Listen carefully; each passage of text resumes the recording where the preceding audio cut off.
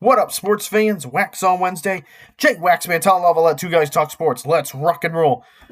So, my first two subjects are going to revolve around my final thoughts from the conference championships in the NFL playoffs, starting with the AFC championship. And, all right, so it's not the most exciting AFC championship game, but I won't blame the NFL for it. I won't blame New England for it, and I'm certainly not going to blame Denver for it. I mean, the game was a snow globe in and of itself. I mean, it started out normal.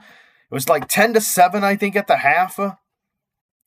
And then, New England was leading at the half, and then it was in the second half that the snow just came falling down. I didn't even watch the whole game. I'll admit, I got kind of bored with it.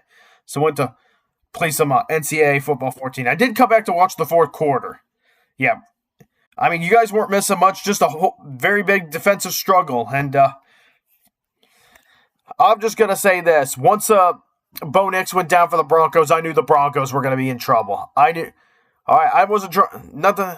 I mean, Jared Stidham, I wanted to give him a chance, but I just knew this is the end of the road for the Broncos. There's just no, even though they're going to have home field advantage, losing a critical piece like Bo Nix, who has been underrated, and honestly, he deserved more credit than I gave him for helping the Broncos win. But I knew this Patriots defense was going to give Jarrett Stidham and the Broncos offense all kinds of problems, and that they did. And then you had that final interception of the game, and that's the moment we're like, yep, New England's going to the Super Bowl. And a lot of people are saying the evil empire is back, or is this the first order now? Or the empire that rises from the ashes of the empire, as some will say. But nonetheless, hey, the good news is for those who are rooting. Okay, here's the thing. Okay, I know we're all rooting against the Patriots, all right? Everyone's, all that stuff. But hey, this isn't the same Patriots, okay? It's not Bill Belichick anymore or Tom Brady. It's now Mike Vrabel and Drake May. Drake May, maybe not his best playoffs, but he's in his first playoffs. I'll go easy on him. And Mike Vrabel, you know what? The big reason why the Patriots are in the Super Bowl, Mike Vrabel. That guy can coach. If the Bears didn't get Ben Johnson, I was wishing upon a star that they would get Mike Vrabel. They ended up with Ben Johnson, which is looking like a good hire. And the Patriots, of course, arguably with the best hire of the offseason, getting Mike Vrabel, who was a Bill Belichick disciple. Now he comes home to New England, and he's leading the way. First season in New England, and he leads the Patriots to the Super Bowl. Regardless of what happens, you might as well just give Mike Vrabel Coach of the Year. Either him or Ben Johnson. That's who I would give it to. You can do no wrong with either one. You know what? I'll never understand why Tennessee fired him. What happened with the Titans falling apart was not his fault. He did the best with what he had there in Tennessee. Tennessee did not do a good job putting together rosters for him. But here in New England, he's got all he needs, and he's enjoying himself. He's having fun. He's back home in New England. And you know what? Don't feel bad for Mike Vrabel in terms of being fired by the Tennessee Titans. He's in a much better spot with the Patriots. And while the Patriots got a chance to win another Super Bowl, Tennessee is looking at a lengthy rebuild. So, with that being said, though, okay, I know what you're all going to say. New England had the easiest path to the Super Bowl ever. Hey, they deserve to be here, okay? You play who you play, all right?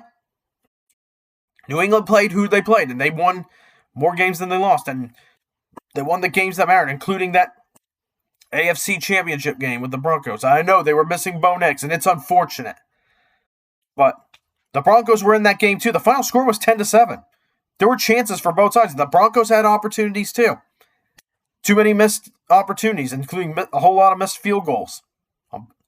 So, you got to take advantage of your opportunities. The Patriots took advantage of more opportunities than the Broncos, and that's why they're in the Super Bowl. Cut and dry. So, congrats to the Patriots on making it to the Super Bowl, and happy for Mike Vrabel. They're going to definitely have a tough challenge ahead with the NFC champion. Speaking of which, the NFC championship. Okay, this game was a lot more exciting, a lot more action, and a lot closer than I thought it was going to be. I thought the Seahawks would win this game. I really did, but the Rams, they gave it everything they had, and I thought the Seahawks would be I thought they would win by double-digit scores, but that did not end up being the case. And the Rams, like the Broncos, they had their chances and didn't get it done. Incompletion on 4th and 4 at the goal line, or 4th and goal. They had that. That was the ball game right there, and then the Seahawks moved the ball and won the game. And I just gotta say, Jackson Smith and Jigba, that guy is unreal. That guy is a beast. He's gonna be a legend in the NFL. And you got Kenneth Walker too, helping the Seahawks a lot. Really reliable running back. And I will also say this: I'm happy for Sam Darnold too. This guy's been kicked around, beaten around, kicked out from organizations. I mean, the Jets gave up on him. Vikings gave up on him on just one season after he led them back to the playoffs. And the Seahawks they pick him up. Great, probably the best offseason move. Because Sam Darnold, I always thought had potential, but I knew going to the Jets could have, going to everyone's saying, Sam Darnold's seen ghosts his entire career. The New York Jets and even the Minnesota Vikings, everybody who plays for both the Vikings and the Jets, they're going to be seeing ghosts. All right?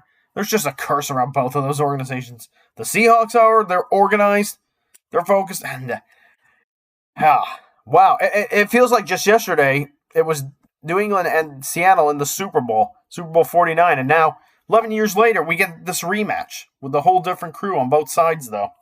Crazy stuff. But the Seahawks, they earned their trip. That is a really, really good Seahawks team.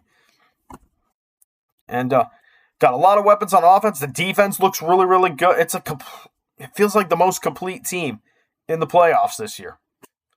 Amazing work that the Seahawks organization has done, rebuilding from the Legion of Boom. That was a great, great defense too. And it's amazing how quickly this rebuild went. Like, okay, I mean, it may not feel super quick, but to be back in the Super Bowl 11 years, hard after you made your last Super Bowl, is still a very hard thing to do. No question about that. So, with that being said, though, congrats to the Seattle Seahawks. They deserve it. They deserve it to be in the Super Bowl. And congrats to both them and New England. All right, we get a rematch. Should be exciting, though, and it's not the Patriots or the Seahawks that we are all used to. This is both teams with different faces representing them. Whereas you had Tom Brady and Russell Wilson 11 years ago, 11 years later, you got Sam Darnold and Drake May representing both of these two organizations. Crazy stuff. I mean, how different rematches can be. So, or pretty much, this Super Bowl is a rematch, really, because you just features the two teams who played each other in Super Bowl 49 by name. That's about it.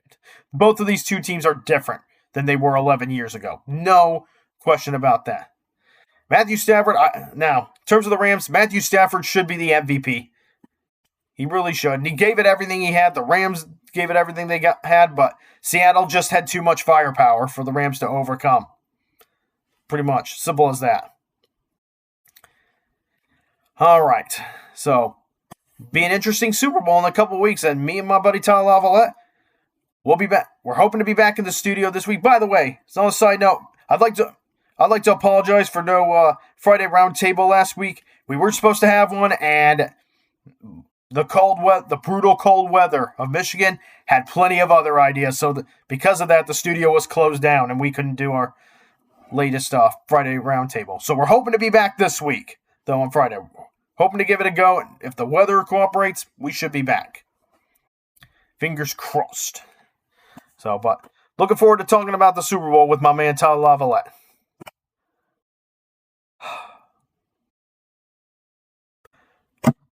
Sports fans, as a Boilermaker fan, I am not having a good time right now.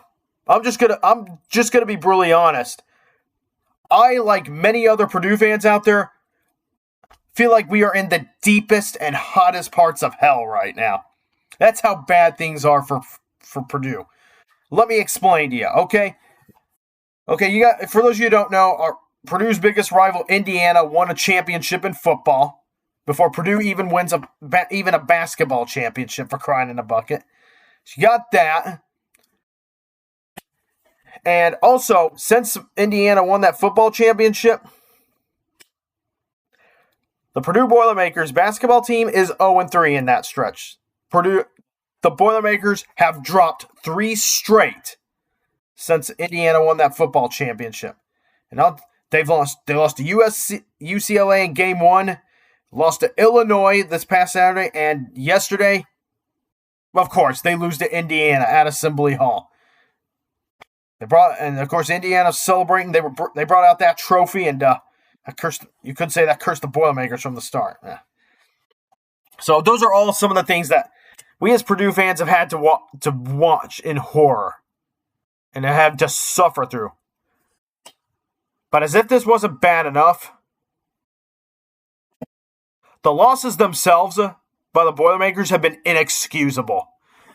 At the UCLA game, Purdue could have closed that out. All right, all 3 of these losses, disclaimer, they were close losses by score only. Okay, UCLA, Purdue could have closed that out, but offensive miscues in those final few minutes gave UCLA the life they needed. They took that game. And then you've got the Illinois game. Purdue could not rebound nor defend a 3 to save their gosh darn lives. And then, oh my gosh. And then we got the Indiana game where Purdue's efforts in this game, despite what the score will tell you, Purdue's efforts at Assembly Hall against Indiana were freaking embarrassing. It was disgraceful. It was despicable. It was disgusting. Purdue did not play Purdue basketball that day, or they did not. They not only did they play nowhere near good enough to beat Indiana, there were a lot of problems in that game.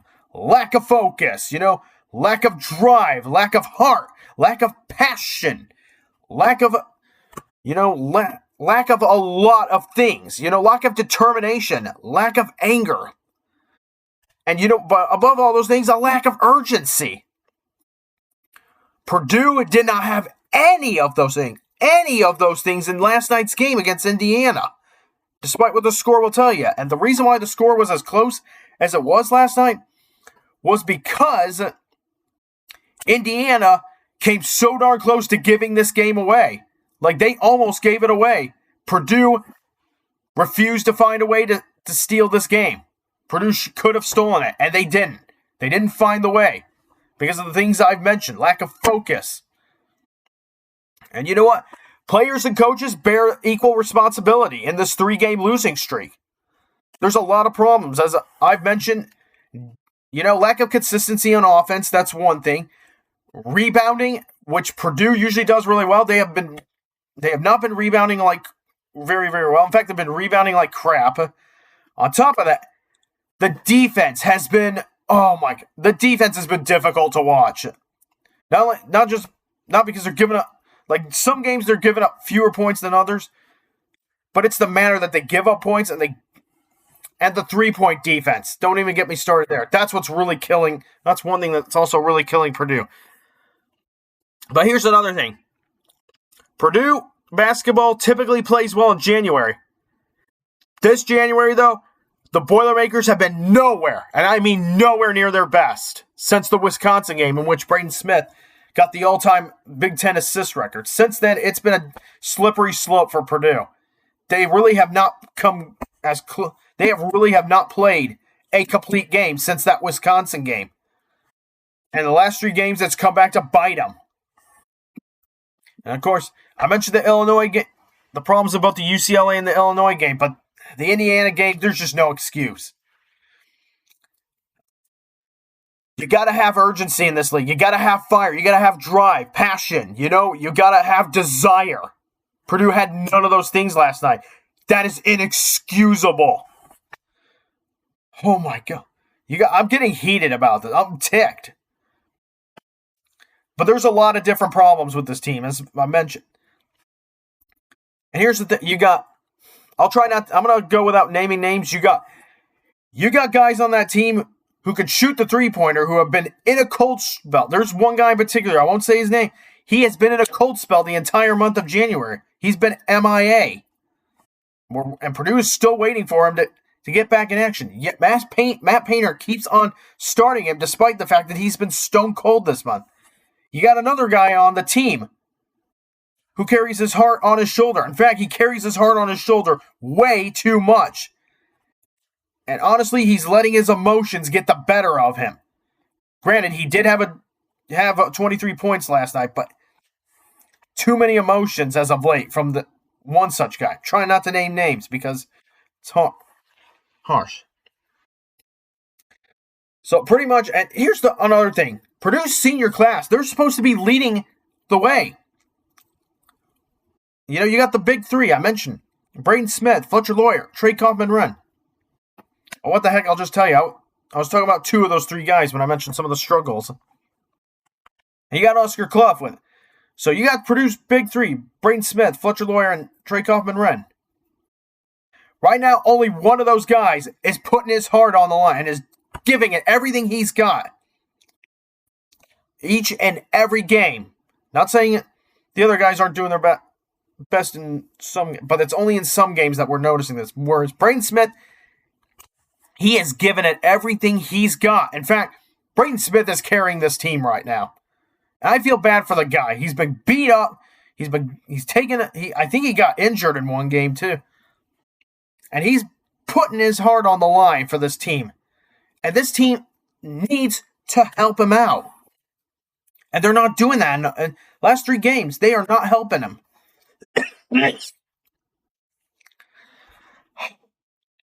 It's wow.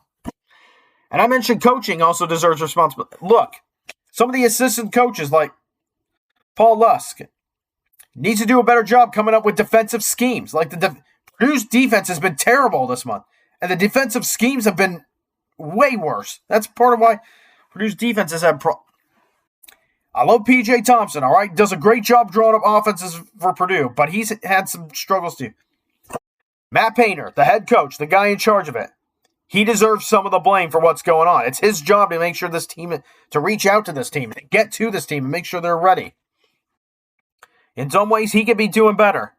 All right, some of his and honestly, he's been way too stubborn to change. Of course, the one downside of Matt Painter, like as great of a coach as Matt Painter is, he refuses to make changes and just does not adjust. And when he does adjust, it's too late. The game's over at that point.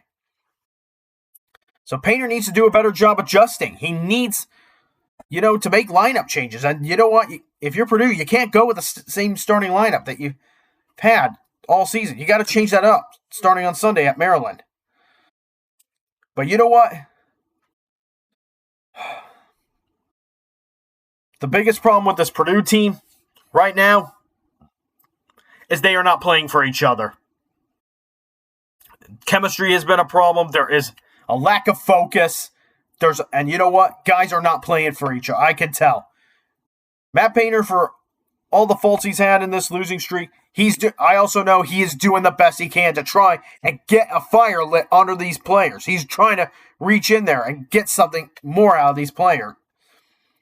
But right now, this is going to be really harsh because I try not to criticize college athletes, all right? But I'm just going to have to say it. Right now, some of the guys on these teams, some of the Boilermakers are playing like they don't care. Like they really just do not care.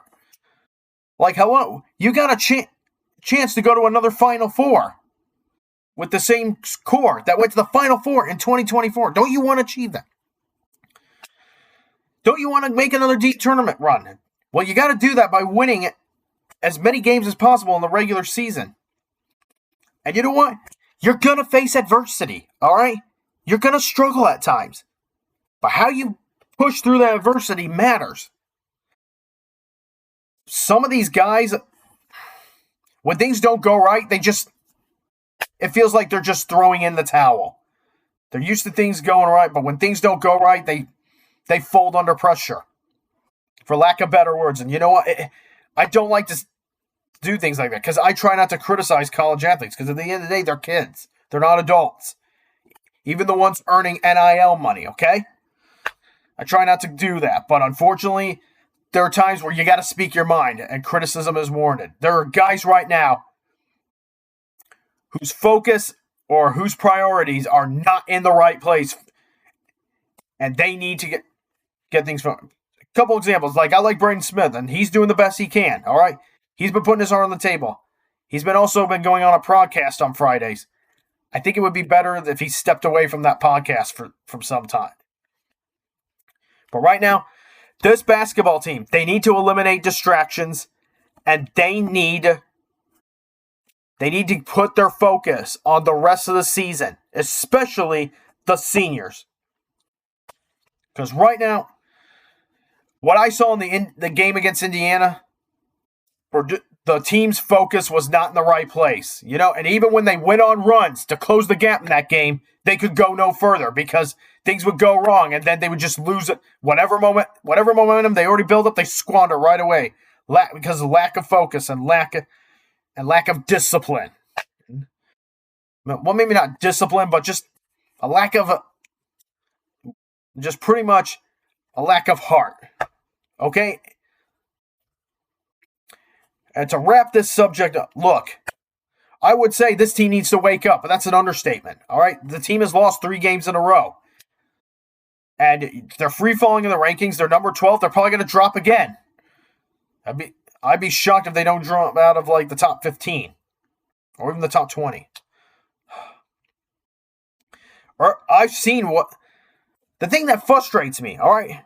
I'm ticked off. Yeah, I'm embarrassed. I'm frustrated with this team. I'm not happy. I'm not happy with the way this Boilermakers team is playing. And I've seen them play better. I have seen better from this basketball team. I saw it against Texas Tech out in the Bahamas. I saw this against Alabama at Alabama. They were at their best in both of those games. They crushed Texas Tech and got a nice road win at Alabama. Those have been their best wins. So I've seen what this team can do when they're focused and when their heart is in and the passion and the fire and the desire, when it's all there. I've seen what this team can do when the pieces are all there. But this month of January, it has not all been there. There are things missing with this team. And I know this basketball team can play a lot better than what they've been playing. Okay, so, all right, perhaps this Purdue, all right, as of right now, this Purdue team is not a national championship contender, nor a Final Four contender. All right, and if that's the truth, then hey, so be it. All right, it happens. There's disappointment sometimes, and maybe at best, this Purdue team is at best a second weekend contender. But with that being said, I know this basketball team, this Purdue basketball team, can play way better than what they have been playing. I know they can do so much better than what they've been doing. They are simply not executing. They're simply not doing what they're supposed to. And you know what? This has been a weakness for Purdue basketball. And you know what? Iowa State was the loss against Iowa State. That was the red flag. This was the red flag indicating this Purdue team is not as good as you all think they are. And I should have probably put that more into consideration at the time. But that Iowa State team frustrated Purdue defensively, and they got Purdue out of the rhythm so much that Purdue, it felt like they had just folded for that game and just pretty much just didn't give it their all in that game either. So Iowa State once again, like teams in the past, FDU comes to mind. You frustrate this Purdue team enough, and they just fold. I'm sorry, but that's the truth as a Purdue fan. When this team gets way too frustrated, they fold. And that happened against Indiana. They folded. And there were, even in the times that they made a comeback, once they lost the momentum, they just folded in that moment. And then they make another comeback. Momentum lost. Fold. Or go on another run. That's unacceptable. The lack of effort against Indiana, unfreaking acceptable. And I know this basketball team is better than what they've shown this month. The talent is there. There's good players. You've got experienced seniors, plus guys you brought in from the portal. And I will say that this doesn't go for everyone. I know Braden Smith is giving it his all, and there's guys that I've been impressed with. Jack Benner and CJ Cox also come to mind. They've actually been playing their hearts out too. But Purdue's performance in the month of January and in this losing streak has been unacceptable. And that goes for the coaching staff too. Make some adjustments. Get back to basics. Play defense. Box out on rebounds. Work together on offense. And whatever distractions are going on, whatever bad vibes are going on in that locker room, get it out of there. Talk to each other. Let's work as a team. And also, when the going gets rough, find a way. Don't lose your focus. Don't give up. Simple things. And you know what? A losing streak like this, so the 3-game losing streak that Purdue is on right now, this happened last season too. So if anything, some of the pieces may have changed for Purdue, but it feels like the mentality did not change at all from last season. That needed to be fixed, and it looks like that didn't get fixed. But you know what? Forget about winning the Big Ten title, regular season title, and you know what? If I'm Purdue, the focus is on building momentum for March. Getting back on track first and building momentum for March. Okay? Win as many games as you can, and if you lose some, play as hard as you can. Close losses. I'll take close losses. But right now, this team has got to get back to the freaking basics. Rebound the ball. Play hard on defense. Defend the perimeter. Offensively, don't be afraid to shoot the ball. Get it inside when there's an open opportunity. Move the ball better. And more importantly, get the bull crap out of the locker room. Get the bad vibes out of there. Get the bad energy out of there. Come together as a team and talk it out. Purdue basketball is so much better than what they have been showing in the month of January. And I just hope, because Purdue usually has bad Februaries, I just hope January was more like February, and this upcoming February is more like the Januaries of the past for Purdue basketball. But if this team does not get back to the basics and everything I just listed, if they don't do Purdue's going to make the tournament. And I know they're going to win. It's not like they're going to lose every game from here out. They'll bounce back. Just a matter of when, of course, you could say. But if this team does not get back to the basics,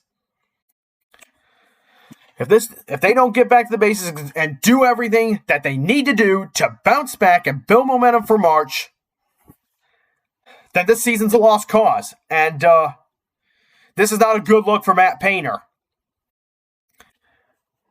And you know what? One other thing I think about when it comes to Purdue, Zach Edey.